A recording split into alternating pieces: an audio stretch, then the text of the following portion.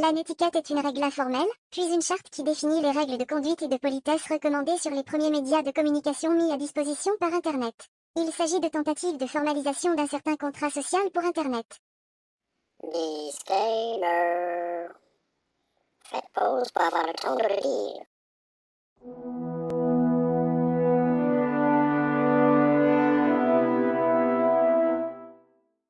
Aline va illustrer un livre, la Fnac et Amazon ont enlevé son nom d'éditrice du site. Simplement parce que quand il tapait Aline sur Google, la première chose qui sortait c'était Aline Marvel. Les marques ont peur de s'allier à quelqu'un qui se fait éclater sur les réseaux parce que potentiellement, juste après c'est leur tour.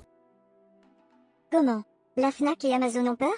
Peur d'un youtubeur, viennent les éclater sur les réseaux sociaux? C'est vrai qu'Aline a illustré un livre. Par contre, c'est faux, personne n'a jamais retiré ou effacé son nom. Je viens de perdre la Fnac et Amazon est encore en négociation. Si j'explique ça en live, ça sera avec les larmes aux yeux, j'aurai gagné. Tout le monde a pitié des filles qui perdent un job durement obtenu. Mais je ne cherche pas à gagner, je veux juste que ça s'arrête.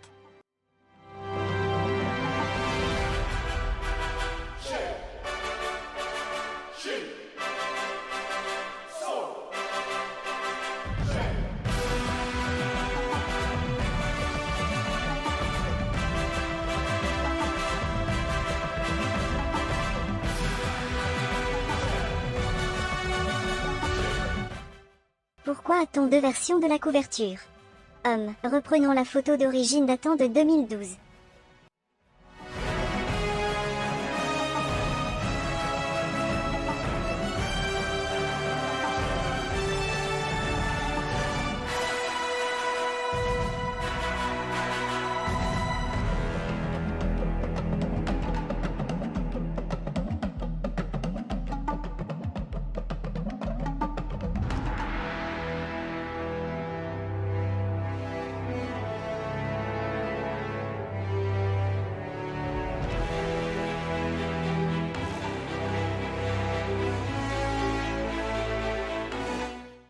Pensez-vous vraiment qu'Amazon va récupérer la photo d'origine pour la retravailler?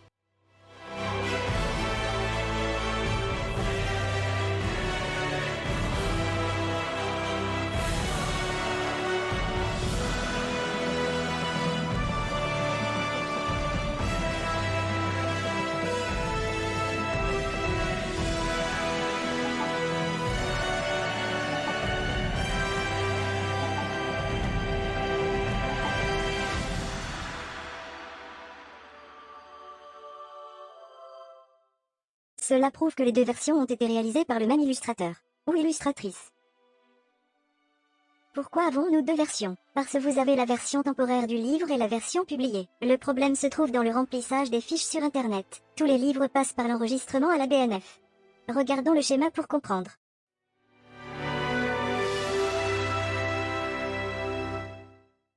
Vous pouvez faire pause si cela vous intéresse. Je vais tenter de vous expliquer pourquoi nous avons deux versions et pourquoi la version sans le nom de l'illustratrice est la plus ancienne.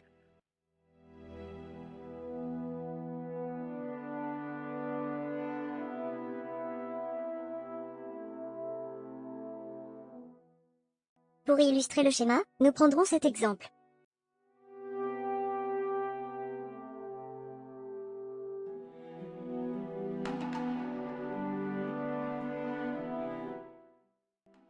L'éditeur fournit des informations provisoires avant la parution d'un livre. Des mois, voire des années avant. Dans notre exemple, on part du principe que le livre est en préparation depuis 2016. Dans la capture, on peut constater que l'illustratrice parle d'une sortie en septembre 2018.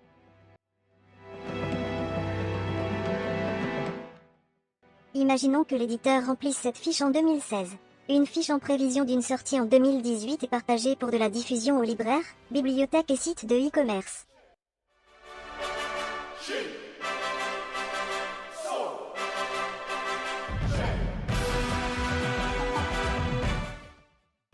Au fur et à mesure du temps, l'éditeur met à jour les informations sur la fiche. La fiche évolue.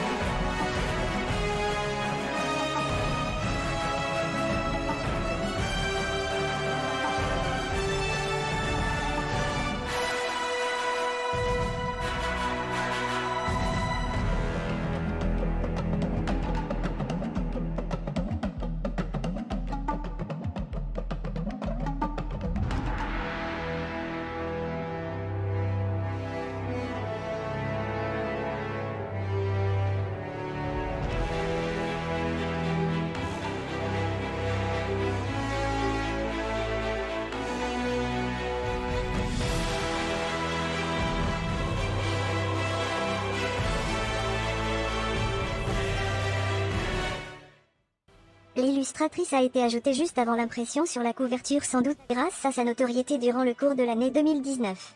En dehors des pays francophones, son nom ne semble pas être vendeur.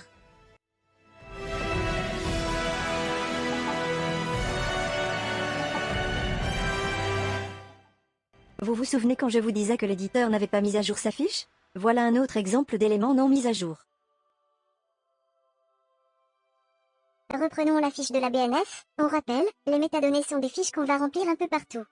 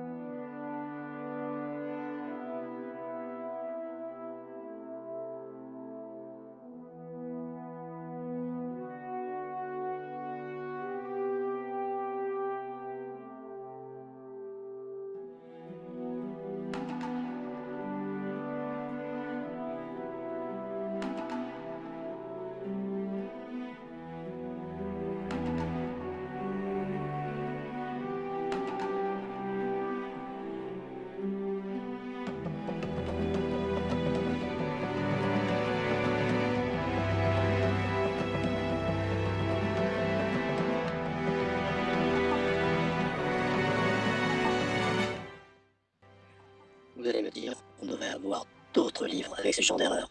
Là, je vous répondrai que oui. En effet, ce genre d'erreur est récurrent avec les œuvres. Je ne vous parle même pas des livres avec des auteurs anonymes.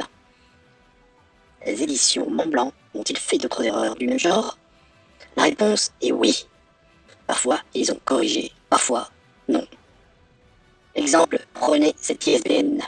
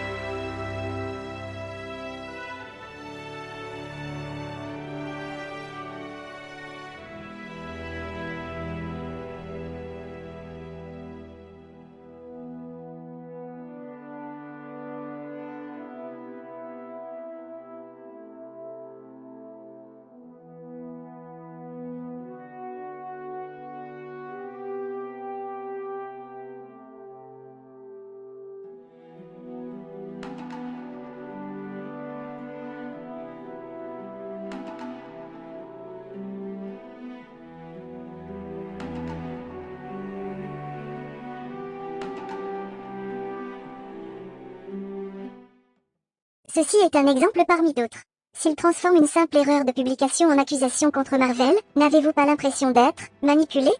La dick pic qu'une fabrication parmi d'autres mensonges et déformations de vérité.